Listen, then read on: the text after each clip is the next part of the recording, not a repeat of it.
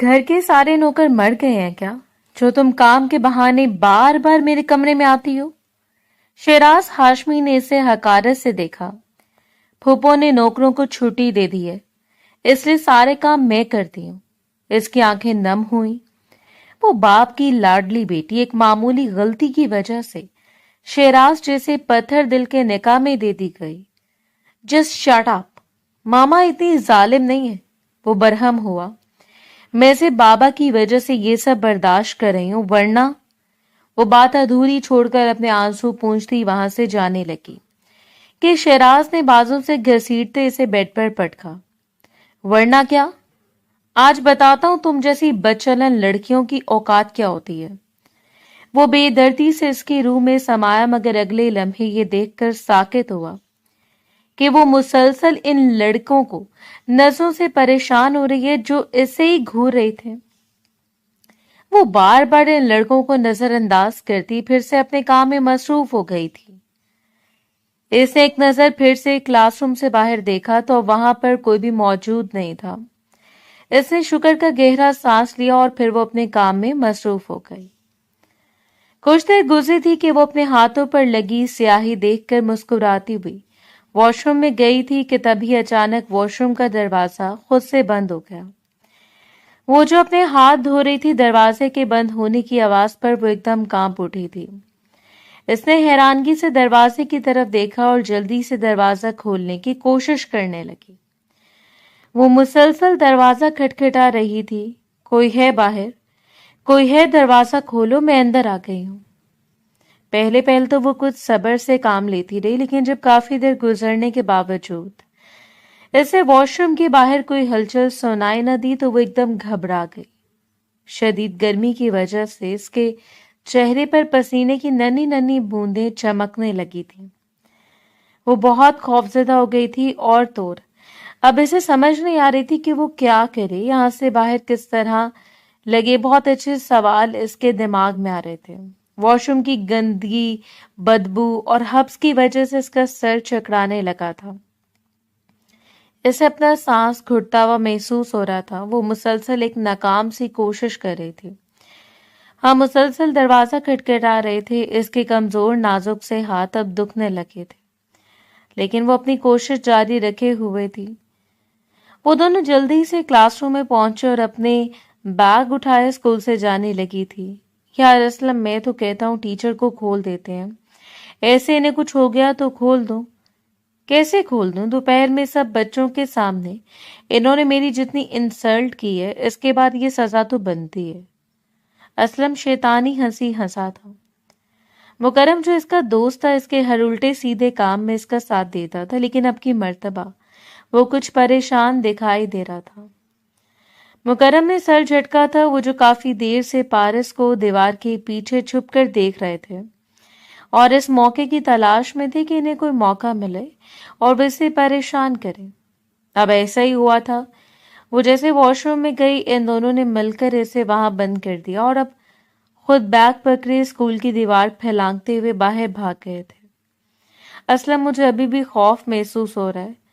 مکرم بے فکر رہ کر ویسے بھی چوکیدار پورے اسکول کا راؤنڈ لیتا ہے، آخری مرتبہ وہ خود ہی میڈم کو کھول دے گا، تو ٹینشن مت لے۔ نہ جانے کتنی دیر گزری تھی کہ وہ بھی واش روم میں بند تھی۔ چوکیدار آج جلدی اسکول کو بند کر کے گھر جا چکا تھا۔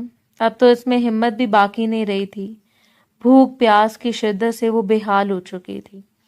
نہ بیٹھنے کی جگہ تھی اور نہ کھڑے ہونے کا دل کر رہا تھا۔ بدبو سے اس کا سانس بند ہونے لگا تھا۔ اسے تو ویسے بھی گندگی سے چڑ تھی اور آج اس کا بہت خاص دن تھا۔ اس کی بہن کی مہندی کا فنکشن تھا اور وہ یہاں پر پھنسی ہوئی تھی۔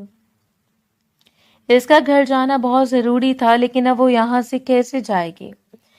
یہی سوال بار بار اس کے ذہن میں گھوم رہا تھا۔ مسلسل رونے کی وجہ سے اس کی آنکھیں بالکل سوج چکی تھیں۔ 12 گھنٹے گزرنے کو تھے، اب تو اسے متلی کا احساس ہونے لگا تھا۔ کچھ بھوک کی شدت اور پیاس کی شدت میں اس کی جان ہلکان کر دی تھی۔ وہ کبھی دوپٹے کا پلو اپنے منہ میں رکھتی تو کبھی اس سے اپنا چہرہ صاف کرتی۔ مسلسل گندگی میں رہنے کی وجہ سے اب اس کے پورے وجود پر خارش کا احساس ہو رہا تھا۔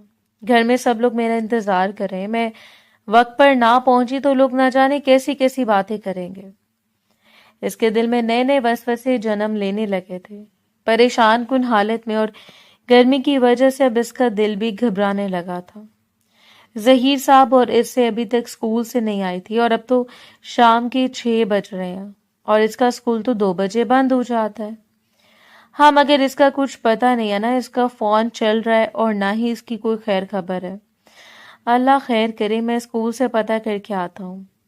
جیسے ظہیر صاحب اسکول کے باہر پہنچے تو وہاں پر لگا بڑا سا تالا دیکھ کر وہ دنگ رہ گئے۔ پاس میں چوکیدار بھی دکھائی دے رہا تھا جس سے وہ سوال کر سکتے تھے، یا اللہ میری بیٹی ہے کہاں چلی گئی؟ اگر اسکول میں نہیں ہے تو اسے اب تک گھر آ جانا چاہیے تھا۔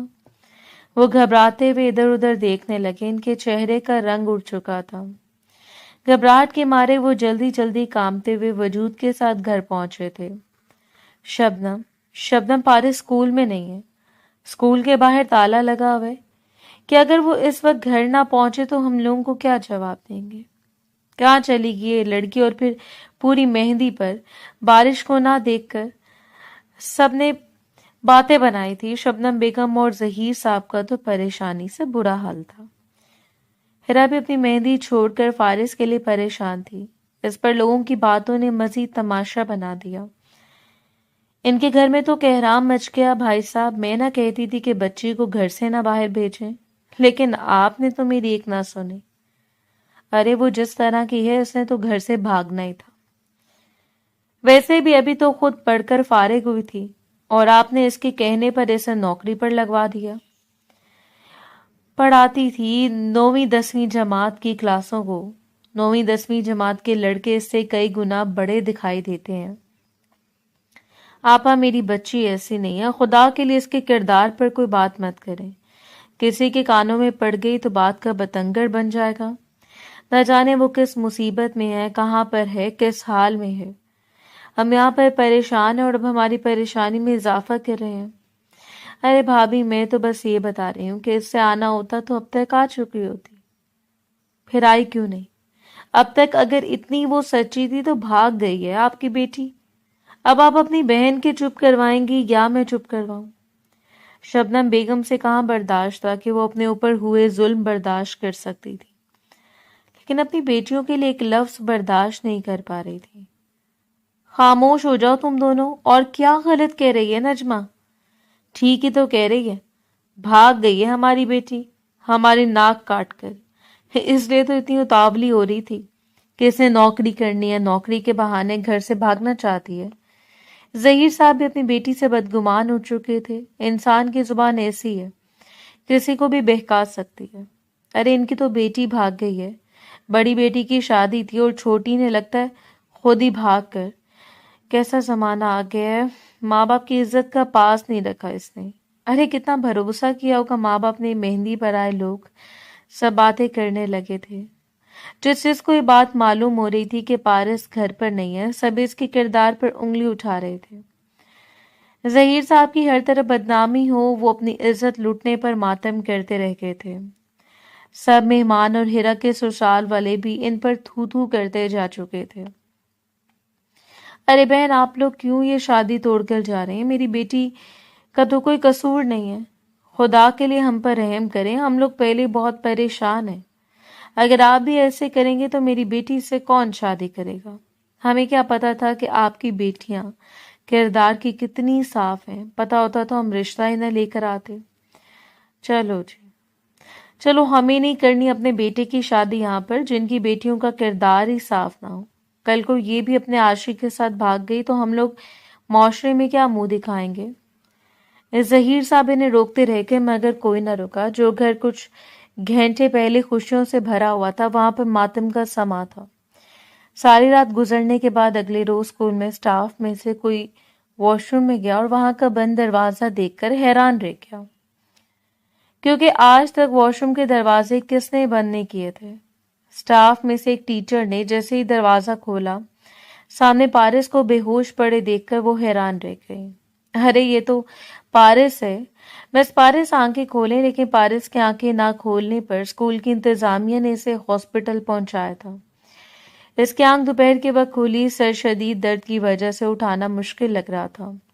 وہ ایک دم ہڑبڑا کر اٹھی تھی، جیسے اسے ہوش آئی۔ اس نے ادھر ادھر دیکھا، میں ہسپتال میں کیسے پہنچی، اور پھر اسے سارا واقعہ یاد آیا۔ وہ اپنا سر پکڑ کر بیٹھ چکی تھی۔ یا اللہ، یہ کیا ہوگا میرے ساتھ؟ ایسا نہیں ہونا چاہیے تھا۔ میں گھر والوں کو کیا جواب دوں گی؟ کیا سوچ رہے ہوں گے وہ میرے بارے میں؟ لوگوں نے تو ان کو باتیں سنا سنا کر ان کا جینا مشکل کر دیا ہوگا۔ فارس، تم واش روم میں بے ہوش کیسے ہو گئی؟ یا اللہ، میں کیا کروں گی؟ کس طرح گھر جا کر سب کو اپنے ساتھ حادثے کے بارے میں یقین دلاؤں گی؟ ارے نجمہ، تم آ جاؤ اندر، خیر سے آنا، ظہیر صاحب نے اپنی بہن سے سوال کیا تھا۔ ارے ہاں جی، خیر سے ہی آئی ہوں، بس آپ مٹھائی منگوائیں تو میں منہ میٹھا کرتے ہی۔ مٹھائی یہاں پر ماتم کا سامان ہے اور تمہیں مٹھائی کھانی ہے؟ نا جی، کیوں؟ ہمیشہ ہماری تکلیفوں پر نمک چھڑکنے آ جاتی ہے۔ ارے بھابھی، بے فکر ہیں، آپ کی مرتبہ نمک چھڑکنے نہیں آئی بلکہ آپ کے زخموں پر مرہم رکھنے آئی ہوں۔ میں اپنے بیٹے عزیز کا رشتہ آپ کی بیٹی ہیرا سے کرنے آئی ہوں۔ کل دیکھا میں نے کیسے لوگ آپ پر باتیں کر کے جا چکے تھے، اور ہیرا وہ تو معصوم ہے، اس سے کیا پتا تھا کہ اس کے ساتھ یہ سب کچھ ہو جائے گا؟ اس کا اتنا خاص دن تھا، اور مہندی کی رات جب دولہے والے بارات لے جائیں گے تو کس طرح لوگ باتیں کرتے ہیں، اور اب کے بعد کوئی شادی بھی نہیں کرتا، ہر کوئی لڑکی میں ہی ایپ نکالتا ہے۔ پھر میں نے سوچا کہ میرے بھائی کی بیٹی ہے، میرا عزیز بھی اچھا کما لیتا ہے، دونوں کی جوڑی خوب جمے گی۔ آپ اگر اجازت دیں تو میں اپنی بیٹی کو انگوٹھی پہنا دوں۔ ظہیر صاحب نے شبنم بیگم کی طرف حیرانگی سے دیکھا تھا، کیونکہ وہ جانتا تھا کہ نجمہ اپنے بیٹوں سے بہت محبت کرتی اور وہ اونچے خاندان سے لڑکی لانا چاہتی تھی، لیکن نہ جانے اب اس کے دل میں واقعی ظہیر صاحب کی محبت جاگی تھی یا پھر کوئی اور وجہ تھی جو وہ رشتہ لیے گھر پہنچ گئی تھی۔ نجمہ، کیا تم واقعی میری بیٹی کے ساتھ اپنے بیٹے کی شادی کرنا چاہتی ہو؟ جی بھائی صاحب، آپ کو یقین کیوں نہیں آ رہا؟ لائیں جی، بیٹی کو بلائیں، ہم انگوٹھی پہنائیں گے۔ اور بھائی صاحب، آپ مٹھائی کے انتظام کریں، بہن کو مٹھائی بھی نہیں کھلائیں گے کیا؟ ظہیر صاحب کی آنکھوں میں خوشی کے آنسو تھے۔ انہوں نے جلدی سے اپنا آپ آنسو صاف کیے اور مٹھائی لینے کے لیے چلے گئے۔ سب ایک دوسرے کا منہ میٹھا کروا رہے تھے۔ ہیرا کے چہرے پر بھی مسکراہٹ تھی، اور اب کی مرتبہ شبنم بیگم نے بھی کچھ نہیں کہا تھا۔ بیٹی کا گھر دوبارہ بس رہا تھا، انہیں اس بات سے اب کیا مسئلہ ہو سکتا تھا، اور پھر عزیز اچھا کما لیتا تھا۔ شبنم بیگم کو یہ تسلی تھی کہ ان کی بیٹی اچھے گھر میں جا رہی ہے۔ تبھی باہر دروازے پر زور سے دستک ہوئی۔ سب نے حیرانگی سے دروازے کی طرف دیکھا تھا۔ درویش صاحب کے چہرے کا رنگ اڑا تھا، لیکن لگتا ہے پھر سے کوئی باتیں سنانے آ گیا۔ محلے میں نہ جانے کیسی کیسی باتیں کر رہے ہیں لوگ۔ ارے بھائی صاحب، برا مت مانیے گا، لیکن آپ کی بیٹی نے کام بھی تو ویسے کیا نا۔ خیر، جب تک یہ معاملہ ٹھنڈا نہیں ہو جاتا، لوگ تو اب ایسی باتیں سنائیں گے اور آپ کو سننی بھی پڑیں گی۔ بس خدا بیٹیاں جب دیتا ہے تو ان کی عزت بھی دے۔ وہ شبنم بیگم کی طرف دیکھتی کہہ رہی تھی۔ شبنم بیگم نے نظریں چرائی تھیں۔ انہوں نے ہمیشہ اپنی بیٹیوں کی طرفداری کی تھی، ہمیشہ بیٹوں کے آگے ڈھال بن کر کھڑی ہوئی تھی، لیکن آج جو پارس نے کیا، اس کے بعد ان کا مان ٹوٹ چکا تھا۔ انہیں پارس پر بے تحاشا غصہ تھا۔ انہیں یقین نہیں آ رہا تھا کہ پارس ان کی اتنی لاڈلی بیٹی ان کا سر نیچے کر کے بھاگ سکتی ہے۔ آپ بیٹھیے، ظہیر صاحب نے دروازہ کھول دیا۔ شبنم بیگم اتنا کہتے دروازے کے پاس جیسے ہی دروازہ کھولا تو سامنے کھڑے وجود کو دیکھ کر ان کی تم یہاں کیا کر رہی ہو؟ کس کی اجازت سے تم یہاں پر آئی ہو؟ تمہاری جرت کیسے ہوئی یہاں ہم سب کے جنازے دیکھنے آئی ہو؟ اور کیا بدقسمتی سے ہم سب پر زندہ ہیں جب تک اماں میری بات تو سنو، میں مصیبت میں پھنس گئی تھی۔ اماں، میں نے جان بوجھ کر کچھ نہیں کیا۔ ایسی کون سی مصیبت تھی جو ایک رات گزارنے کے بعد ہی ٹل چلی؟ جو یہاں سے اس سے پہلے تمہارے ابا آ کر تمہاری جان اماں، آپ لوگوں کا جو دل چاہے آپ کریں، مگر مجھے گھر کے اندر داخل ہونے دو، میں آپ لوگوں کو سب حقیقت بتاؤں گی۔ میرے ساتھ بہت بڑا ظلم ہوا ہے، آپ لوگوں کو میری بات پر یقین کیوں نہیں آ رہا؟ کیا آپ کو پارس پر یقین نہیں ہے کہ آپ کے پاس ایسی حرکت نہیں کر سکتی؟ میں تو جتنا جانتی ہوں تم دونوں نے تو میرا مان ہی توڑ دیا. مجھے اب بھروسہ کرنے کے قابل چھوڑا ہی کہاں ہے تم نے؟ ارے شبنم بیگم، کس سے باتیں کر رہی ہو؟ کون ہے باہر؟ بحث مباحثہ کرنے کی ضرورت نہیں ہے. یہاں تم سب کا کام ہے باتیں سنانا. تم چھوڑو، اندر آ جاؤ. اور اب ہمارے نصیب میں لکھا گیا ہے لوگوں کے تانے سننا، تو پھر خاموشی سے بحث کیے بغیر تو تانے سن کر گھر آ جایا کرو. شبنم بیگم چہرہ مورے ظہیر صاحب کی بات سن رہی تھی جب پارس انہوں نے دھکیلتی ہوئی اندر داخل ہوئی. ابا میں ہوں پارس. ابا اماں تو مجھے اندر بھی نہیں آنے دے رہے. آپ مجھے گھر سے نہیں نکالیں گے نا؟ ظہیر صاحب پارس کو دیکھ کر حیران رہ گئے. تم یہاں پر کیا کر رہی ہو؟ جہاں منہ کالا کروا کر آئی ہو وہاں پر بھی واپس چلے جاؤ. اس گھر میں تمہارے لیے کوئی جگہ نہیں ہے. اس سے پہلے میں تمہیں زندہ زمین میں دفن کر دوں. یہاں سے چلی جاؤ. بابا مجھ سے پوچھ تو لیں کہ میں کہاں پر تھی، کس حال میں تھی. میں بہت تکلیف میں تھی بابا، خدا کے لیے مجھ پر رحم کریں. اب مجھ میں اتنی ہمت باقی نہیں ہے. ظہیر صاحب نے اپنی لاڈلی بیٹی کا چہرہ دیکھا تھا جو بالکل پیلا پڑ چکا تھا. پارس میں تمہارے آگے ہاتھ جوڑتا ہوں، ہماری جو بچی کچی عزت ہے وہ باقی رہنے دو. تم یہاں سے چلی جاؤ. ابا میں نے کچھ نہیں کیا، میں نے کوئی جرم نہیں کیا. میں کسی کے ساتھ نہیں بھاگی تھی، میں تو اسکول میں بند ہو گئی تھی. کسی نے مجھے واش روم میں بند کر دیا تھا. واہ بھائی واہ، کیا کہانی گڑھی ہے تم نے، اور تمہیں لگے گا کہ ہم لوگ اس بات پر یقین کر لیں گے. ارے سب سکولوں کے رواج ہیں، چوکیدار سکول بند کرتے وقت پورے سکول کا دورہ کرتے ہیں. اور پھر تمہارے ابا گئے تھے تمہیں دیکھنے کے لیے، لیکن سکول تو بند تھا. تو تم کہاں بند ہو گئی تھی؟ اندر بہن. پھوپھو میں سچ کہہ رہی ہوں، میری بات کا یقین کریں. میں بھلا جھوٹ کیوں بولوں گی آپ سے؟ ابا آپ کو تو مجھ پر بھروسہ کرنا چاہیے نا. آپ کے پاس پارس ایسی کوئی حرکت نہیں کر سکتی جس سے آپ کا سر جھکے. تمہارا باپ کا سر بہن اب اور کتنا جھکانا چاہتی ہو؟ یہاں رہو، میں باتیں سنائیں گے. تم یہاں سے واپس کیوں نہیں چلی جاتی؟ پھپھو یہ میرے اور میرے باپ کا مسئلہ، آپ اندر کیوں سوال کر رہی ہیں؟ دیکھو ذرا لڑکی، گز بھر کی زبان ہے تمہاری، اس میں اتنی جرت آگی کہ اپنی پھپھو سے بدزبانی کر رہے ہو. بھائی صاحب میں کہتی ہوں کہ اس میں اتنی جرت ایسے نہیں آئی، یقیناً اس کے پیچھے کسی کا ہاتھ ہے. بس پھوپھو، اب میں مزید اپنے کردار پر ایک لفظ نہیں سنوں گی. تبھی تھپڑ کی آواز سے ہر طرف خاموشی چھا گئی تھی. ظہیر صاحب نے پہلی مرتبہ اپنی بیٹی کے چہرے پر تھپڑ رسید کیا تھا. بابا بس اب اور ایک لفظ نہیں. میں نے تمہیں یہ نہیں سکھایا تھا کہ تم اپنے بڑوں سے بدتمیزی کرو، اور تم ہو کہ مسلسل اپنی پھپھو کے ساتھ بدزبانی کر رہے ہو. بابا آپ کو میری بدزبانی دکھائی دے رہی ہے، مگر پھپھو کا فساد پھیلانا دکھائی نہیں دے رہا. یہ ہمارے گھر کا مسئلہ ہے. یہ صرف اب ہمارے گھر کا معاملہ نہیں ہے، یہ تمہاری بہن کی ساس بھی ہے. کل تمہارے گھر نہ آنے پر تمہاری بہن کا رشتہ ٹوٹ چکا ہے، بارات واپس جا چکی ہے. شکر ادا کرو کہ تمہاری پھپھو نے تمہاری بہن کا رشتہ دوبارہ مانگ لیا، ورنہ ہم کسی کو منہ دکھانے کے قابل نہ رہتے. ساری زندگی تم دونوں ہمارے سر پر بھوت بن کر بیٹھی رہی. اس سے بہتر تھا کہ بیٹے ہی پیدا ہو جاتے، کم از کم عزت کھو جانے کا خوف تو نہ ہوتا. ارے بھائی صاحب بچی ہے، کیا کر رہے ہیں؟ کیوں مارے ہیں اسے؟ چھوڑ دیں اس کو. جاؤ تم اندر جا کر بیٹھو. آ گئی ہو مہرانی منہ کالا کروا کر. ابا آپ تو ایسے مت کہیں، آپ تو مجھے بہت اچھے سے جانتی ہیں. میں تو آپ کی لاڈلی بہن ہوں. بہن؟ لاڈلی بہن؟ لاڈلی بیٹی ہونے کا جو تم نے فرض ادا کیا نا، وہ ہمیں بہت مہنگا پڑ رہا ہے. بہن سارے جہاں میں ہماری بدنامی کروائی ہے، سب لوگ ہم پر باتیں کر رہے ہیں. آپ کو میری بات کا یقین کریں، میں اسکول میں بند ہو گئی تھی، مجھے کسی نے واش روم میں بند کر دیا تھا. میں ابھی ہسپتال سے آ رہی ہوں. بس مجھے باتیں سنانے کی ضرورت نہیں ہے، اور نہ ہی صفائیاں پیش کرنے کی. مجھے تمہاری کسی بات پر یقین نہیں ہے. تمہیں ضرورت کیا تھی اسکول میں رہنے کی؟ مجھے کیا پتا تھا کہ آپ کا؟ مجھے تو یہ تھا کہ میں اسکول میں بیٹھ کر پیپر چیک کر لوں گی تو گھر جا کر آپ کی شادی انجوائے کروں گی. لیکن مجھ پر تو یہ مصیبت آن پڑی.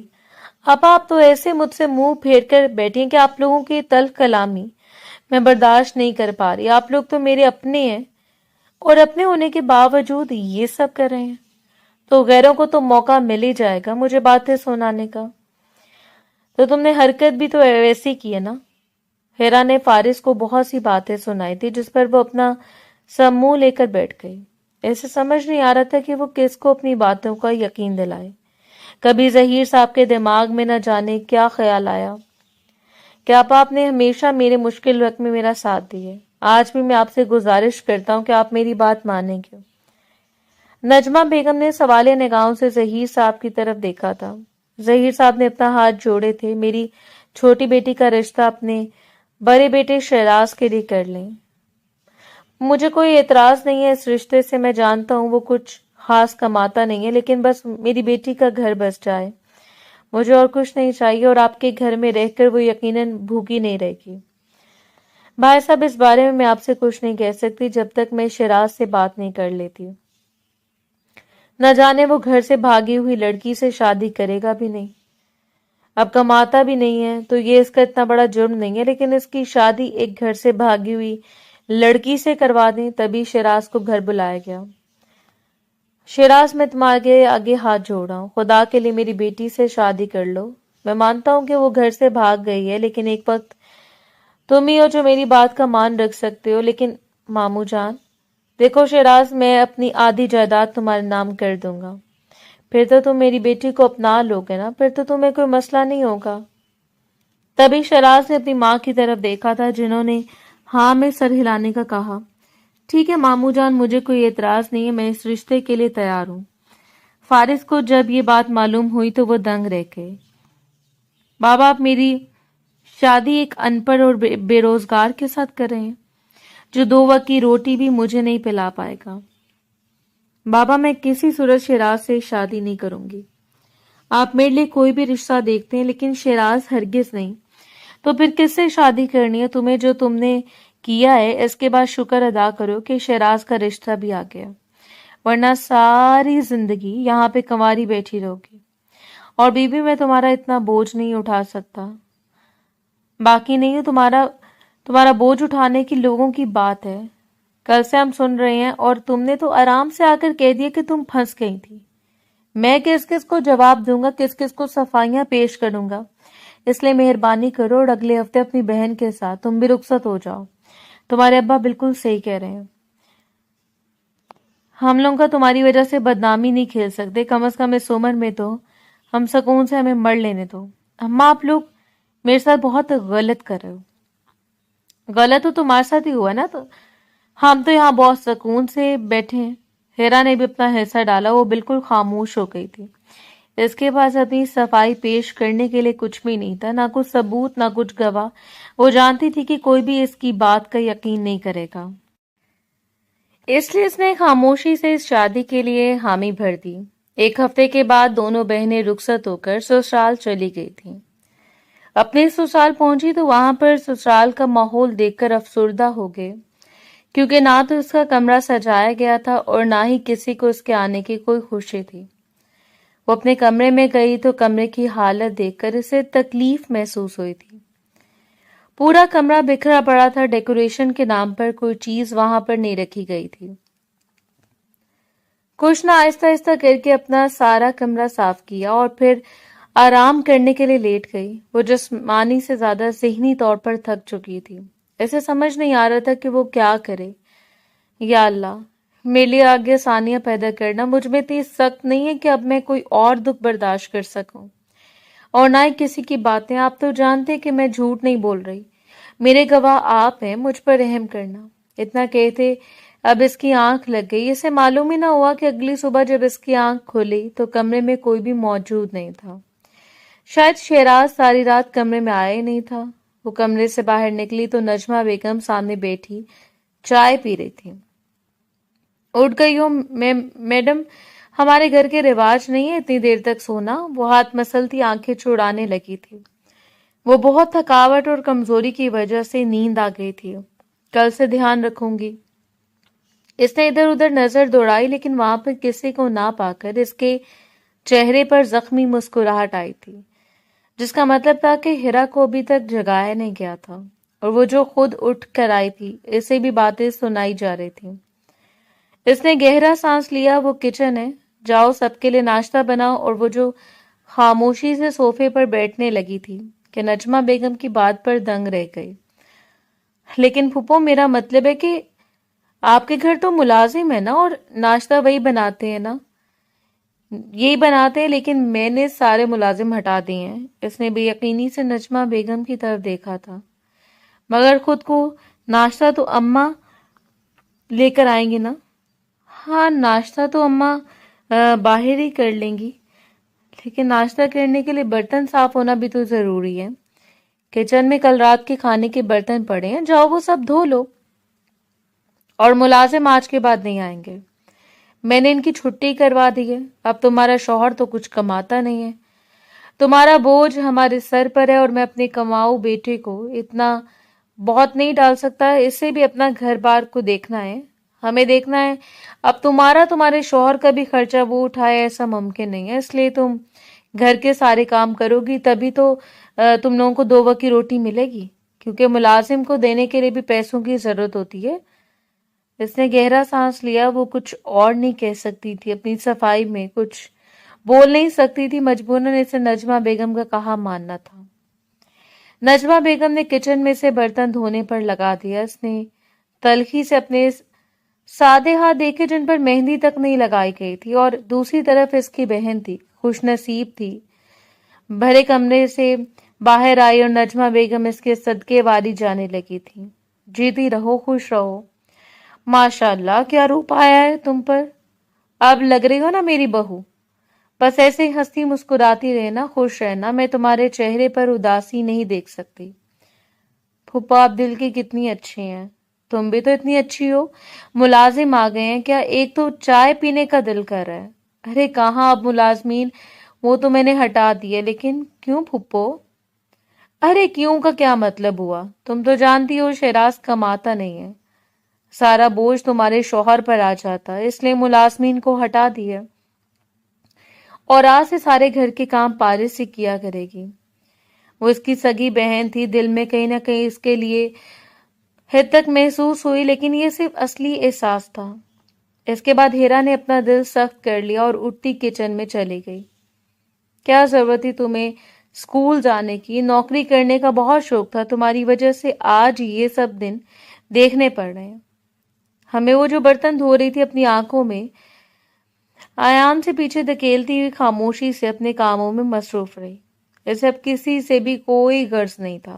وہ جانتی تھی کہ کوئی اس کا سگا نہیں ہے، ہر کوئی اس پر الزام لگا رہا ہے۔ جانتی ہو عزیز نے رات مجھے کتنی باتیں سنائی ہیں۔ اس نے ایک نظر اپنی بہن کی طرف دیکھا، جس کی وجہ وجود کو چمکیلے رنگ برنگے کپڑوں، اور ایک نظر اپنے اوپر دیکھا جہاں سادہ سا لباس پہنا ہوا تھا۔ نہ جانے تمہارے ساتھ کیا کچھ ہو چکا ہے۔ عزیز نے مجھے رات میں بتایا کہ اسے گھر میں سے بھاگی ہوئی لڑکیوں کے ساتھ کیا کچھ ہوتا ہے۔ بس کم از کم آپ تو میرے کردار پر انگلی مت اٹھائیں، میں نے کچھ نہیں کیا، اور نہ ہی میرے ساتھ کچھ ہوا ہے۔ اس کی آنکھوں سے آنسو بہنے لگے تھے۔ اس کی سگی بہن بھی اس پر بھروسہ نہیں کر رہی تھی، وہ بالکل ٹوٹ چکی تھی۔ اس کا بس نہیں چل رہا تھا کہ وہ کہیں چھپ جائے جہاں اسے کوئی تانا نہ دے، کوئی بات نہ سنائے۔ ہاں بس کرو، جیسے مجھے پتا نہیں ہے نا کہاں منہ کالا کروا کر آئی ہو۔ ویسے ایک بات تو بتاؤ، شیراز بھائی نے تمہیں کچھ نہیں کہا؟ تمہاری پاک دامنی تو ان کے سامنے آئی گئی ہوگی۔ ہیرا نے طنزیہ لہجے میں پارس کو بھاگتے سنائی دی۔ شیراز رات سے گھر پر نہیں ہے۔ ہاں بیچارے، آتے بھی کیوں؟ انہیں ملنا ہی کیا تھا تم سے، ایک جھوٹا برتن۔ پارس کو لگا تھا اس کا دل بند ہو جائے گا، اس کی اپنی سگی بہن اس پر اتنے طنز کر رہی تھی۔ آپ کو کچن سے کچھ چاہیے تھا کیا؟ ہاں، میں بس تمہیں یہی کہنے آئی تھی کہ میرے لیے ایک کپ چائے بنا دو۔ اب کھڑی منہ کیا دیکھ رہی ہو؟ میری بہو نے کہا ہے اس لیے چائے بنا دو۔ میری بہو کے تو ہاتھوں کے ابھی تک مہندی نہیں ہوتی، اور وہ جو خود چائے بنائے گی، جاؤ اس کے لیے چائے بناؤ، اور ہاں باہر لے آنا، یہاں پر بہت سخت گرمی ہے۔ چلو ہیرا، باہر چلو۔ اتنا بند سور کر کہاں جا رہی ہوں میڈم؟ کچھ روز کے بعد وہ گھر سے باہر نکلنے لگی تھی، جب نجمہ بیگم نے اسے روک لیا۔ کہاں جا رہی ہوں؟ کچھ پوچھا ہے میں نے تم سے؟ وہ جو جاتے جاتے ایک دم رک گئی تھی نجمہ بیگم کی بات پر، اس نے پیچھے مڑ کر دیکھا تھا۔ پھوپھو کو ضروری کام ہے، بس وہی کرنے جا رہی ہوں۔ ہاں، سیدھے طریقے سے کیوں نہیں کہتی کہ اپنے عاشق سے ملنے جا رہی ہو؟ پھوپھو بس کر دیں، خدا کا واسطہ آپ کو۔ میں تو بس اماں ابا سے ملنے جا رہی تھی۔ دل اداس تھا، آپ کو بتاتی تھی۔ یقیناً آپ جو باتیں سناتی ہیں ٹھیک ہے، لیکن جلدی گھر واپس آ جانا۔ شیراز کو معلوم ہوا تو وہ خواہ مجھ پر غصہ ہوگا، اور میں تمہاری وجہ سے اپنے بیٹے سے باتیں نہیں سن سکتی۔ جی پھوپھو، جلدی واپس آ جاؤں گی۔ اتنا کہہ کر وہ گھر سے باہر نکل گئی تھی کہ وہ سیدھا اپنے اسکول گئی۔ پرنسپل کے آفس میں بیٹھتے ہوئے پرنسپل کے آنے کا انتظار کر رہی تھی۔ یا اللہ، پرنسپل کہاں رہ گئی؟ آج کچھ دیر کے بعد پرنسپل آفس میں داخل ہوئی تو وہ خاموشی سے اپنی جگہ سے کھڑی ہو گئی۔ میم، میں دوبارہ سے نوکری کرنا چاہتی ہوں۔ پارس، آئی ایم سوری، بٹ ہم نے تمہاری جگہ پر ایک نئی ٹیچر رکھ لی ہے۔ تم نے تو کچھ بھی بتائے بغیر اسکول چھوڑ دیا تھا۔ میڈم، آپ تو جانتے ہیں کہ میرے ساتھ کیا حادثہ پیش آیا، اور اس کے بعد جب میں گھر پہنچی تو سب کو لگا کہ میں گھر سے بھاگ گئی تھی۔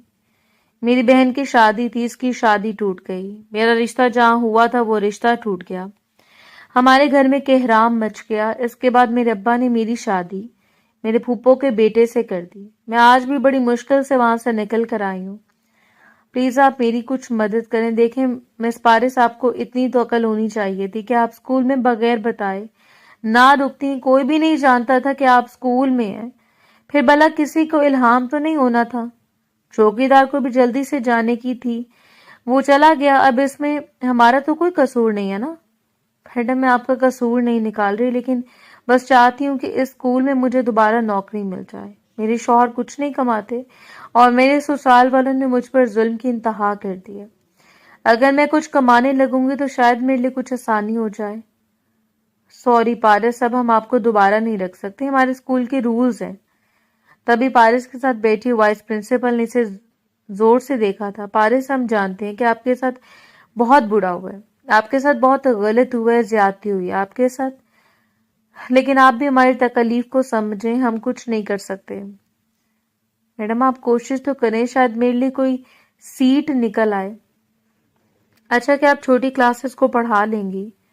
جی میڈم، میں سب کو پڑھا رہی ہوں۔ آپ بتائیں کون سی کلاسز کو پڑھانا ہے؟ یہی 4th کلاس کو؟ جی میں پڑھا لوں گی۔ ٹھیک ہے، ہم آپ کو ایک ایکسٹرا پیئر پہ رکھ لیتے ہیں، لیکن آئندہ کے بعد کچھ بھی ہو آپ ہمیں بتائے بغیر اسکول نہیں چھوڑیں گی۔ جی میڈم، میں ایسا ہی کروں گی، بہت شکریہ۔ وہ خوشی خوشی گھر چلی گئی اور جاتے ہی شیراز کے آنے کا انتظار کرنے لگی، کیونکہ اب ایک آخری وہی سہارا تھا جو اس کے لیے کچھ کر سکتا تھا۔ آ گئی ہو میڈم؟ تم کب سے تمہارا شوہر تمہارا انتظار کر رہا ہے اور تم ہو کے نہ جانے کہاں سیر سپاٹے کرتی آ رہی ہو۔ کہاں گئی تھی تم؟ وہ بھی نجمہ بیگم کو کوئی بات کہتی کہ تبھی شیراز اس کے پاس آیا تھا۔ میں تم سے پوچھتا ہوں کہ کہاں گئی تھی؟ منع کیا تھا نا میں نے کہ تم گھر سے باہر نہیں نکلو گی۔ پھر تم کس کی اجازت سے گھر سے باہر گئی؟ میں اپنے اسکول گئی تھی۔ کیا اسکول؟ کون سا اسکول؟ وہیں سے کوئی جہاں سے تم بھاگی تھی؟ شیراز، میں بھاگی نہیں تھی، میرا یقین کریں۔ تم چلو کمرے میں تمہیں بھی بتاتا ہوں۔ وہ اس کا ہاتھ پکڑ کر اسے کمرے میں لے گیا۔ اس کا وجود تھر تھر کانپ رہا تھا، اسے سمجھ نہیں آ رہی تھی کہ وہ کیا کرے، کس طرح اپنے شوہر کو یقین دلائے۔ میں نے تمہیں منع کیا تھا کہ گھر سے ایک قدم باہر نہیں رکھو گی۔ بتاؤ، اپنے عاشق کو ملنے گئی تھی نا؟ نہیں شیراز، میرا یقین کریں، میں تو صرف نوکری کے لیے اپنے اسکول گئی تھی۔ ہاں، اس رات تم اسکول میں بند ہو گئی تھی، یہی کہانی گھڑی تھی نا تم نے؟ پھر بتاؤ کیا کیا ہوا تمہارے ساتھ؟ اگر آپ کو میری پاک دامنی کا ثبوت چاہیے تو آپ میرے قریب آ کر مجھ سے میری پاک دامنی کا ثبوت لے سکتے ہیں، لیکن خدا کے لیے مجھ پر اتنا بڑا الزام مت لگائیں۔ آپ میرے شوہر ہیں اور میاں بیوی تو ایک دوسرے کا لباس ہوتے ہیں۔ اگر آپ بھی مجھ پر الزام لگائیں گے تو میں یہ زندگی کیسے گزاروں گی؟ خدا کے لیے مجھ پر رحم کرے۔ اور ایک اور بات بتاؤ، گھر کے سارے نوکر مر گئے ہیں جو تم کام کے بہانے بار بار میرے کمرے میں آتی ہو؟ شیراز ہاشمی نے اسے حقارت سے دیکھا۔ پھوپھو نے نوکروں کو چھٹی دے دی ہے، اس سے سارے کام میں کرتی ہوں۔ اس کی آنکھیں نم ہوئی، وہ باپ کی لاڈلی بیٹی ایک معمولی غلطی کی وجہ سے شیراز جیسے پتھر دل کے نکاح میں دے دی گئی تھی۔ جسٹ شٹ اپ، ماما اتنی ظالم نہیں ہے، وہ برہم ہوا، میں اسے بابا کی وجہ سے سب برداشت کر رہی ہوں، ورنہ وہ بات ادھوری چھوڑ کر اپنے آنسو پوچھتی وہاں سے جانے لگی کہ شیراز نے بازوں سے گھسیٹتے سے بیڈ پر پٹکا۔ ورنہ کیا، آج بتاتا ہوں تم جیسی بدچلن لڑکیوں کی اوقات کیا ہوتی ہے۔ وہ بے دردی سے اس کی روح میں سمایا، مگر اگلے لمحے یہ دیکھ کر ساکت ہوا تھا کیونکہ وہ واقعی پاک دامن تھی۔ اس کی پاک دامنی کا ثبوت شیراز کو مل چکا تھا۔ وہ سر پکڑ کے بیٹھا ہوا تھا جب پارس اس کے پاس آئی۔ اب تو آپ کو یقین ہو گیا ہوگا نا کہ میں پاک دامن ہوں، تو پھر کیا واقعی اس رات؟ جی ہاں، کچھ لڑکوں نے مجھے واش روم میں بند کر دیا تھا۔ اگلی صبح میں ہسپتال میں گئی، وہاں سے گھر آئی تھی، لیکن اسکول میں میرے بہت پڑھی لکھی ہوں، اپنی آپ ہی سے زیادہ قابل ہوں، میں نے بہت سے کورسز کیے ہیں، اس لیے اچھی تنخواہ پر مجھے نوکری مل رہی ہے۔ تنخواہ کا سن کر شیراز کے چہرے پر مسکراہٹ آئی تھی۔ اچھا، تو کتنی تنخواہ مل رہی ہے تمہیں؟ 1.5 لاکھ۔ 1.5 لاکھ تنخواہ مل رہی ہے؟ آپ نے مجھے کہا تھا نا شادی کی رات کہ میں بھی نالائق ہوں اور میری بیوی بھی نالائق ہے۔ اچھی لڑکی تو میرے بھائی کو مل گئی ہے۔ دیکھیں، آج میں اس قابل ہوں کہ میں آرام سے ہمارا خرچہ اٹھا سکتی ہوں، بس آپ ایک مرتبہ مجھے اجازت دیں۔ لیکن تم اکیلی لڑکی کس طرح یہ نوکری کرو گی؟ پہلے بھی تمہارے ساتھ جو حادثہ ہوا، تم بہت معصوم ہو، تمہارے ساتھ دوبارہ بھی وہ حادثہ ہو سکتا ہے۔ لیکن ہاں، ایک طریقہ ہے، اگر میں تمہیں سیلف ڈیفense کے لیے کچھ طریقے سکھا دوں تو پھر تم اپنی بچت کر سکتی ہو۔ اور پھر وہ اسے ہر طریقے سے اپنا بچاؤ کرنا سکھاتا ہے، کبھی اسے باکسنگ سکھاتا ہے اور کبھی اسے اپنی ذات کے لیے لڑنا۔ اوہو، مگر یہ سب آپ نے کہاں سے سیکھا؟ ارے میں تو چیمپئن ہوں ان سب کا، یہ میری الماری کھول کے دیکھیں، گولڈ میڈل پڑے ہوئے ہیں یہاں پہ۔ کیا؟ لیکن میں نے تو سنا تھا کہ آپ کچھ بھی نہیں کرتے۔ ہاں، ہمارے معاشرے میں سب کو کچھ سمجھایا بھی نہیں جاتا، بس یہاں پر رہ کر محنت مزدوری کر کے جو لوگ 4 پیسے کماتے ہیں بس وہی پیسے والے ہوتے ہیں۔ میری قابلیت کسی کو دکھائی نہیں دی۔ میں نے تو ہمیشہ یہی سنا تھا کہ آپ نالائق ہیں، آپ کچھ نہیں کرتے کبھی۔ وہ طنزیہ ہنسا تھا۔ ہاں سنا ہوگا، میں بھی تو اب تک یہی سنتا آ رہا ہوں، لیکن آپ کو واقعی بہت قابل ہیں۔ اور پھر شیراز نے اپنی تصویریں دکھائی تھیں۔ یہ دیکھ رہی ہو تصویریں؟ یہ سب میری میڈل لیتے ہوئے کی تصویریں، ان میں سبھی تقریباً گولڈ میڈل ہے۔ تو آپ اپنی قابلیت کو اپنی زندگی کا حصہ کیوں نہیں بناتے؟ شیراز نے حیرانگی سے پارس کی طرف دیکھا تھا۔ کیا تمہیں کوئی اعتراض نہیں ہوگا اگر میں ریسپی کروں گا؟ مجھے بھلا کیا اعتراض ہوگا؟ مجھے تو بلکہ خوشی محسوس ہوگی کہ میرا شوہر ریسلر ہے، اتنی بڑی اچیومنٹ ہوگی میرے لیے۔ اور پھر وہ ایک ایک کر کے اس کی ساری تصویریں دیکھنے لگی اور حیران ہونے لگی۔ جہاں پہلے شیراز اس کی قابلیت پر حیران ہو رہا تھا، وہ اس کی قابلیت پر حیران ہو رہی تھی۔ تبھی وہ آگے بڑھی اور شیراز کے سینے پر سر رکھ دیا۔ شکر خدا کا کہ ہمیں ایک دوسرے پر بھروسہ ہے، ورنہ یہ زندگی کتنی مشکل ہو جاتی ہمارے لیے جینا۔ ہاں، میں نے بھی لوگوں کی باتوں پر یقین کیا، کوئی بات نہیں، جو حالات تھے اس نے ایسے ہی ہونا تھا۔ لیکن آپ فکر مت کریں، آئندہ کے بعد ہم دونوں ایک دوسرے پر بھروسہ کریں گے اور کبھی ایک دوسرے کے خلاف کوئی بھی بات نہیں سنیں گے۔ پھر دیکھیے گا کیسے سب لوگوں کے منہ بند ہو جائیں گے۔ ہاں تم ٹھیک کہہ رہی ہو، بس آج کے بعد صرف اپنی زندگی گزاریں گے۔ میں بھی کل ہی جا کر اپلیکیشن دیتا ہوں تاکہ مجھے دوبارہ سے ریسلنگ میں حصہ لینے کا موقع مل جائے، اور تم بھی اپنی نوکری شروع کرو۔ اگلے روز پارس اسکول جانے کے لیے تیار ہو رہی تھی جب نجمہ بیگم کی نظر اس پر پڑی۔ کہاں جا رہی ہو تم اتنا؟ وہ اسکول جا رہی ہوں۔ کس کی اجازت سے؟ میری اجازت سے اسکول جا رہی ہے۔ وہ جہاں بھی کوئی جواب دینے والی تھی کہ شیراز کی آواز سن کر وہ دنگ رہ گئی۔ اس نے بے یقینی سے پیچھے مڑ کر دیکھا، یہاں پر شیراز کھڑا ہے۔ بے ساختہ اس کے چہرے پر مسکراہٹ آئی تھی۔ آپ نے اس کا رشتہ کیوں روکا ہے؟ اسے جانے دینا، اسے دیر ہو رہی ہے۔ ایک تو تم پہلے ہی نالائق، اس پر اب یہ بیوی کو بھی نوکری کرواؤ گے، گھر میں بیٹھ کر بیوی کی تنخواہ کھاؤ گے۔ شرم نام کی کوئی چیز ہے تو ہم لوگ پر باتیں کریں گے؟ کیا کہیں گے لوگ ہمیں؟ اماں میں کچھ نہیں جانتا، لوگوں کا تو کام ہے باتیں کرنا۔ لیکن تم اس بات کو سمجھنے کی کوشش کیوں نہیں کر رہے؟ یہ لڑکی باہر نہیں جائے گی۔ اس کا بھروسہ کیا پھر کسی کے ساتھ چل بسے۔ میری بیوی پر اب ایک اور بات نہیں، آپ کو اس بات سے اعتراض نہیں ہونا چاہیے کہ میری بیوی کیا کر رہی ہے۔ وہ جو بھی کر رہی ہے بالکل ٹھیک کر رہی ہے۔ نجمہ بیگم تو اپنے بیٹے کی جرأت پر حیران تھی۔ اب تم اپنی بیوی کی خاطر مجھ سے بحث کرو گے، میرے ساتھ زبان چلاؤ گے؟ مجبوری اماں، کیونکہ آپ تو کسی کی بات سننے کو تیار نہیں ہیں، اور میرے پاس اپنی بیوی کا دفاع کے لیے اور کوئی راستہ نہیں ہے۔ جاؤ تم، اور خیال رکھنا اپنا، اور کسی کی فضول بات پر دھیان دینے کی ضرورت نہیں ہے۔ بس اپنی نوکری پر دھیان دو۔ اور تو اور نوکری پر وہ جا رہی ہے، اور تم کہاں جا رہے ہو؟ میں بھی ضروری کام سے جا رہا ہوں، شام تک واپس لوٹ آؤں گا۔ اتنا کہتے وہ رکا نہیں تھا بلکہ گھر سے باہر نکل گیا تھا۔ اسکول میں بھی بیٹھی شیراز کے بارے میں سوچ رہی تھی۔ اس کے چہرے پر بار بار مسکراہٹ آ رہی تھی۔ وہ تو یہ سوچ رہی تھی کہ اس نے شیراز کو کتنا غلط سمجھا تھا۔ یہ تو خدا کا شکر تھا کہ وہ اچھی عادت کا تھا، ورنہ وہ کیا کرتی، تنہا کس طرح زندگی گزارتے۔ وہ شام کو لوٹتی، شیراز بے چینی سے اس کا انتظار کر رہا تھا۔ نجمہ بیگم دور کھڑی تھیں، سب کچھ دیکھ رہی تھیں۔ کیوں مسلسل دروازے کے پاس چکر لگا رہے ہو؟ اگر اتنی بے تباری تھی اپنی بیوی پر تو بھیجا ہے کیوں اسے؟ ہاں، آپ تو ایک منٹ خاموش ہو جائیں۔ کبھی پارس گھر میں داخل ہوئی تھی، کیسا رہا تمہارا دن؟ وہ جب ہی گھر میں داخل ہوئی تھی شیراز کی بات پر حیرانگی سے اسے دیکھنے لگی۔ اچھا تھا، بہت اچھا تھا۔ آپ کا دن کیسا تھا؟ ہاں، میرا بھی بہت اچھا تھا۔ کمرے میں چلو، تمہیں کچھ بتانا ہے۔ ایسی کون سی بات ہے جو بیوی کو کمرے میں لے جا کر بتائی جا رہی ہے اور ماں کو نہیں بتائی جا سکتی؟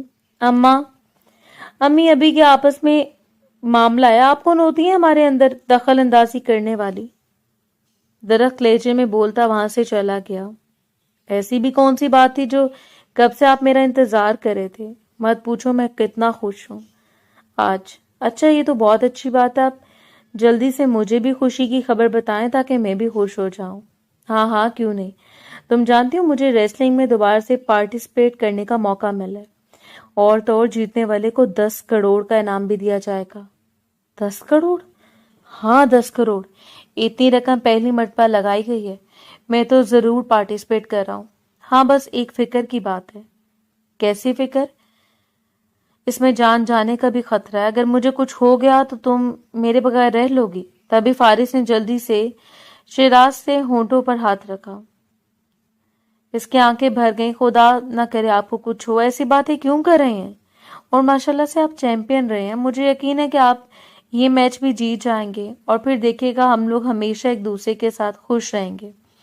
مگر دل ہی دل میں پارس کا خوف اب جنم لینے لگا تھا۔ ایسے بریڈ لگنے لگا تھا کہ واقعی اگر شیراز کو کچھ ہو گیا تو وہ کیسے جیے گی۔ حقیقت تو یہ تھی کہ وہ شیراز کو اپنا دل دے بیٹھی تھی۔ یا اللہ ان کو کچھ نہ ہو، یہ ہمیشہ کامیاب رہیں۔ دوسری طرف شیراز کا بھی دل ڈر رہا تھا۔ ایک عرصے کے بعد وہ دوبارہ جا رہا تھا ریسلنگ میں، اور ریسلنگ ہارنے کا ڈر اسے اپنی جان جانے کا ڈر تھا۔ وہ پارس کے ساتھ زندگی گزارنا چاہتا تھا۔ پارس بھی اس کے ساتھ بہت خوش اسلوبی سے زندگی گزار رہی تھی۔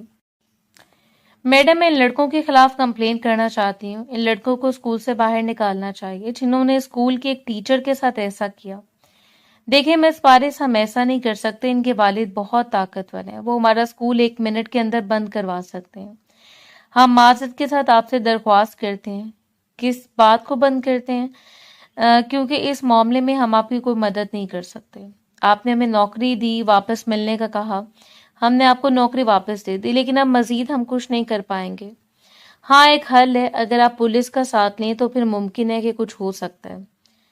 اگر ایسی بات ہے تو ٹھیک ہے، میں پولیس کا سہارا لے لوں گی اور ان لڑکوں کو سزا ضرور دلواؤں گی، لیکن اس بارے میں اس بات سے بھی دھیان رکھیے گا کہ آپ کو بھی کچھ ہو سکتا ہے، بہت سی مشکلات کا سامنا کرنا پڑے گا۔ میں جانتی ہوں، لیکن میں اپنے ساتھ برا ہونے والے کے ساتھ اچھا نہیں کر سکتی، اس لیے ان کو سزا ضرور دلواؤں گی۔ پارس نے بھی سوچ لیا تھا کہ وہ شیراز سے بات کرے گی اور ان لڑکوں کو سزا دلوائے گی تاکہ کل کو کوئی پارس اپنے گھر سے بے گھر نہ ہو سکے۔ دوسری طرف شیراز کی پریکٹس جاری تھی۔ وہ سارا دن گھر سے باہر رہتا۔ نجمہ بیگم کوئی باتیں اب تکلیف دینے لگی تھی۔ آخر تم دونوں میاں بیوی کا کیا مسئلہ ہے؟ کہاں ہوتے ہو سارا دن؟ نہ بیوی کا معلوم ہے نہ میاں کا۔ کیا چل رہا ہے؟ تو ان دونوں کے دماغ میں وہ جو کچن میں کھڑی کام کر رہی تھی. تبھی نجمہ بیگم اس پر آ کر بھڑک اٹھی. ارے پھپھو، اس میں اتنا غصہ کرنے والی کون سی بات ہے؟ شیراز آئیں گے تو ان سے پوچھ لیجیے گا وہ کہاں پر ہوتے ہیں. اور میرا تو آپ کو پتہ ہے کہ میں اسکول پڑھاتی ہوں، کبھی جلدی بھی آ جاتی ہوں اور کبھی دیر بھی ہو جاتی ہے. لیکن ہاں ایک بات ہے کہ آپ ہمیں کس بات سے روک ٹوک نہیں سکتی. میرے ساتھ شیراز کھڑے ہیں اور شیراز کے ساتھ میں کھڑی ہوں. ارے آپ نے تو اپنے بیٹے کو بھی نہیں چھوڑا، اس سے بھی نکما، نالائق اور نہ جانے کیا کیا خطاب سے پکارے. آپ کو کیا معلوم کہ انہوں نے کتنی تکلیفیں جھیلی ہیں صرف آپ کی طنز و طعنہ کی وجہ سے، اور اب آپ میرے ساتھ بھی وہی سب کر رہی ہیں. کچھ لوگ ہوتے ہیں فطرتاً عادتاً ایسے، اس میں ان کا کوئی قصور نہیں ہے. وہ اتنا کہتے مسکراتے ہوئے پھر سے برتن دھونے لگی تھی اور پھر کچن کا جلدی سے کام کر کے اپنے کمرے میں چلی گئی تاکہ اچھا سا تیار ہو کر شیراز کو خوش کر سکے. آج ان کی شادی کو 1 مہینہ ہو چکا تھا اور وہ 1 مہینہ بہت اچھے سے گزارنا چاہتی تھی. اسکول سے آتے ہوئے وہ چھوٹا سا کیک بھی لے کر آئی. شیراز گھر لوٹا تو آج بارش کو اتنا تیز دیکھ کر وہ دنگ رہ گئی. وہ پہلے سے بلا کی خوبصورت تھی، اس پر آج ہلکا سا میک اپ اب 4 چاند لگا رہا تھا. کیا بات ہے محترمہ، آج اپنے شوہر کو دن میں تارے دکھانے کا ارادہ ہے؟ کہتی تیاری کس بات کی ہے؟ تبھی وہ چھوٹا سا کیک جو ساتھ والی ٹیبل پر پڑا تھا اٹھا کر اس کے پاس لے آئی. آج ہماری شادی کو 1 مہینہ ہو چکا ہے اور آپ کو یاد بھی نہیں ہے؟ اوہ ہاں سوری، میں بھول گیا تھا. کیا بات ہوئی شیراز؟ ہمیں تو 1 لمحہ جینا تھا خوشی سے، سکون سے، اور اب آپ ابھی بھول گئے. آئی ایم سوری، مجھے نہیں بھولنا چاہیے تھا. وہ منہ بناتی ہوئی کیک واپس ٹیبل پر رکھ دی. شیشے کے سامنے جا کر کھڑی ہو گئی. اس کی آنکھیں جھکی ہوئی تھیں، وہ بچوں کی طرح ہونٹ باہر نکال کر منہ بنا کر کھڑی تھی کہ تبھی سے اپنے گلے میں شیراز کی انگلیوں کا لمس محسوس ہوا. اس نے جھٹکے سے اپنی نظریں اٹھائیں تو شیراز نے بہت خوبصورت سا لاکٹ اس کے دل میں ڈالا. یہ تم جانتی ہو میں نے دن رات محنت مزدوری کر کے لاکٹ تیار کروایا ہے صرف تمہارے لیے. میں چاہتا تھا ہماری شادی کے 1 مہینے بعد میں تمہیں تحفہ دوں. دیکھو کتنا حسین تحفہ ہے اور یہ تم پر آ کر تو بہت حسین لگ رہا ہے. شیراز آپ کو یاد ہے اور مجھے لگا تھا کہ آپ بھول رہے ہیں. تم سے منسلک اب کوئی بھی بات میں بھولوں گا نہیں، ہمیشہ یاد رکھیں. اور نہ بھی کی تو تمہیں کوئی تکلیف دوں گا. تم دیکھنا ہماری زندگی کتنی اچھی گزرے گی. بس ہمیں ایک دوسرے کا ساتھ دینا ہوگا. کیوں نہیں شیراز، ایسا ہی ہوگا، آپ بے فکر رہیں. اور پھر وہ دونوں ایک دوسرے کے ساتھ ہنسی خوشی زندگی گزار رہے تھے. اب وہ دن آ گیا تھا جس روز شیراز کو ریسلنگ کے لیے جانا تھا. وہ تیار شیار ہو کر گھر سے نکلنے لگا کہ نجمہ بیگم نے آرڈر دیا کہ تم پھر سے وہی آوارہ گردی شروع کر دی ہے، پھر تم سے ریسلنگ پر جا رہے ہو. اماں آج میرا فائنل ہے اور خدا کے لیے آج کوئی نحوست مت پھیلانا. شیراز یہ میٹھا کھا کر جائے، میں نے سنا ہے کہ میٹھا کھا کر جانے سے اچھا ہی ہوتا ہے. شیراز بھی مسکراتے ہوئے پارس کی طرف دیکھتا تھا اور پھر ایک کٹیلی نظر میں اپنی ماں پر ڈالتے ہوئے گھر سے باہر نکلا تھا. وہ دل ہی دل میں دعا کر رہی تھی. اسے سمجھ نہیں آ رہی تھی کہ اس کا دل اتنا بے چین کیوں ہے، وہ کیوں اتنا گھبرا رہی تھی. یا اللہ میرے شیراز کو کچھ مت کرنا، وہ صحیح سلامت گھر واپس آ جائیں. میں ان کی زندگی آپ کے سپورٹ کرتی ہوں. اور پھر جب جو چیز اللہ کے سپورٹ کر دی جائے وہ کسی زمینی چیز کی کیا مجال کہ اس کو کوئی نقصان پہنچا دے. رات گئے تک شیراز واپس نہ لوٹا تو اب پارس کا دل گھبرانے لگا تھا. مل گیا سکون. میں بس یہ چاہتی تھی نا تم میرے بیٹے کو مجھ سے چھیننا. یا اللہ میرا بیٹا کہاں پر ہوگا. نجمہ بیگم اپنا سر پیٹنے لگی تھی. پھپھو خدا کے لیے منہ سے کچھ اچھا نکال لیں. کچھ نہیں ہوا، ان کو بس آتے ہی ہوں گے. اور وہ تبھی ڈور بیل بجی. شیراز بری حالت میں اندر داخل ہوا. اس کے چہرے پر نیل کے نشان تھے، سوجن بھی تھی، کہیں پر کمر کے نشان تو کہیں پر باقی پورے جسم پر نشان. شیراز یہ کیا حالت ہو گئی آپ کی؟ وہ لڑکھڑاتے ہوئے پارس کی پاس آیا اور وہ اسے سہارا دے کر کمرے تک لے گئی. تبھی شیراز کے چہرے پر مسکراہٹ آئی تھی. اس نے لیٹتے ہوئے اپنی جیب میں سے میڈل نکالا. یہ گولڈ میڈل میں جیت گیا ہوں. اور پھر دوسری جیب سے ایک چیک نکالا. یہ لو 10 کروڑ کا چیک. پارس روتے ہوئے اس کے سینے سے لگ گئی. مجھے یہ سب کی نہیں آپ کی ضرورت. آپ ٹھیک تو ہے نا؟ آپ کی کیا حالت ہو گئی ہے؟ میں بالکل ٹھیک ہوں، فکر مت کرو. میری یہ ختم ہونا ہی تھا. اس کے بغیر اب چیزا تھوڑی جا سکتا ہے. اب میں اتنا بھی باڈی بلڈر نہیں کہ اگلا چھپ کر کے مار کھاتا رہے اور میں اسے مارتا رہوں گا. اور پھر تبھی پارس کے چہرے پر مسکراہٹ آئی اور وہ ہنسی تھی. آج کچھ دنوں کے بعد شیراز بالکل ٹھیک ہو گیا تھا. چلو اب میں تمہیں سکھاتا ہوں کہ کس طرح اپنا بچاؤ کرتے ہیں.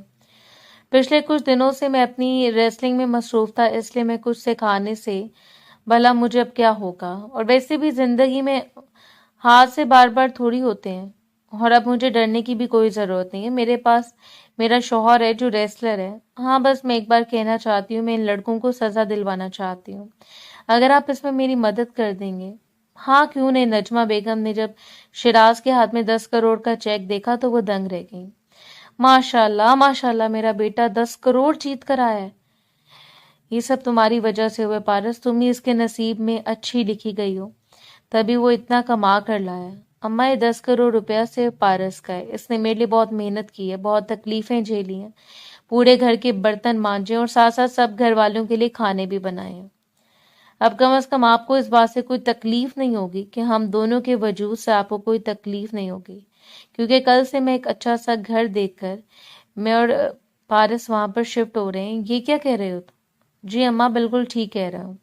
میں اپنا کاروبار کرنا چاہتا ہوں اور الگ رہنا چاہتا ہوں. میں اور میری بیوی اب آپ کے ساتھ نہیں رہیں گے. آپ کا بہت شکریہ، آپ نے ہمیں اتنا عرصہ اپنے ساتھ رکھا، لیکن آپ نے ہم سے پوری محنت وصول کی ہے اور اب مزید ہم میں اتنی ہمت نہیں ہے کہ ہم آپ کی اور آپ کے بیٹے اور بہو کی خدمت کر سکیں. ایسا مت کہو شیراز، مجھے معاف کر دو، مجھ سے بہت بڑی غلطی ہو گئی. خدا کے لیے تم لوگ مجھے چھوڑ کر مت جاؤ. پارس تم روکو نا اس کو، تمہاری بات مانے گا. خود کو یہ سب کچھ تو آپ نے کیا ہے، اپنے ہاتھوں سے یہ سب کچھ آپ نے خود بگاڑا ہے. میں بھلا کیا کر سکتی ہوں؟ میں آپ کے لیے کچھ نہیں کر سکتی. آپ کا بیٹا جو کہے گا وہی ہوگا. آج تک جو آپ نے چاہا وہی ہوا، لیکن اب ہم اپنی زندگی خوشیوں سے جئیں گے. اور پھر وہ دونوں اپنے گھر الگ سے بس آ کر الگ زندگی گزارنے لگے تھے. وہ دونوں بہت خوش تھے. ان دونوں نے اپنی زندگی میں بہت سی تکلیفیں جھیلی تھیں. ان دونوں کا دکھ الگ الگ تھا، لیکن آج وہ ایک دوسرے کے ساتھ خوشی سے زندگی گزار رہے تھے. ایک دوسرے کو سکون پہنچاتے ہوئے ایک دوسرے پر اعتبار کرتے. میاں بیوی کا رشتہ پیسے یا جسمانی تعلق سے وابستہ نہیں ہوتا. اس رشتے میں سب سے زیادہ ایک دوسرے سے محبت، ایک دوسرے کی عزت اور ایک دوسرے پر اعتبار ضروری ہوتا ہے. اور جس رشتے میں یہ چیزیں نہیں ہوتی وہ رشتہ صرف کاغذی سرے جاتا ہے.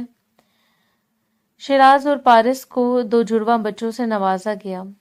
شیراز اپنا کاروبار کرنے لگا اور پارس نے اپنی نوکری چھوڑ دی، لیکن کاروبار کو بڑھانے میں پارس اس کی خوب مدد کیا کرتی. وہ اسے اچھے مشورے دیتی اور وہ مشوروں پر عمل کرتا، اور اس طرح دونوں ایک دوسرے کے لیے کامیابی کا ذریعہ بن گئے. پارس کا کہنے پر شیراز نے ریسلنگ نہیں چھوڑی. پارس کا کہنا تھا کہ وہ اب اس کا خواب ہے، اس کا پیشن ہے، اس کو چھوڑ کر وہ اب کچھ بھی نہیں کر سکتے. اگر وہ جاری رکھیں گے تو یقیناً آپ بہت کامیاب ہوں گے. اور ایک ساتھ وہ اچھے مقام پر تھا، جبکہ عزیز اور ہیرا ابھی بھی ایک نوکری پر ہی گزارا کر رہے تھے. نجمہ بیگم کو اس بار احساس ہو گیا تھا کہ پیسہ ہی ہر چیز نہیں ہوتی. تعلق بہت بڑا کردار ادا کرتا ہے. رشتے صرف پیسوں کے نام سے نہیں ہوتے. رشتے بہت ہیں جن میں احساس ہو، جن میں محبت. اور پارس اور شیراز کی محبت کو گواہ کر کے انہوں نے صرف خسارہ حاصل کیا تھا. آج وہ ہیرا کی باتیں سنتی ہوئی خاموش ہو گئی تھی. آپ نے اپنے بیٹے کو گھر سے نکالا ہے. جب آپ اپنے بڑے بیٹے کی سگی نہیں تو ہماری کہاں سگی ہوں گی؟ میں جانتی ہوں یہ سب کچھ آپ نے جو اب تک ہم سے پیار محبت جتایا ہے وہ اپنے بڑے بیٹے اور پارس کو صرف نیچا دکھانے کے لیے کیا تھا. ارے آپ تو اپنی اولاد کی سگی نہیں ہے تو اپنی بہو کی سگی کہاں سے بنیں گے؟ آپ کی وجہ سے مجھے اپنی بہن کھونی پڑی. کتنی موج میں آج وہ، اور میں ایک چھوٹی سی نوکری کی تنخواہ پر زندگی گزار رہی ہوں. انسان جو بوتا ہے وہی کاٹتا ہے. نجمہ بیگم نے جو بویا وہی کاٹا. اور دوسری طرف شیراز نے اپنی بیوی پر بھروسہ کر کے دنیا کما لی.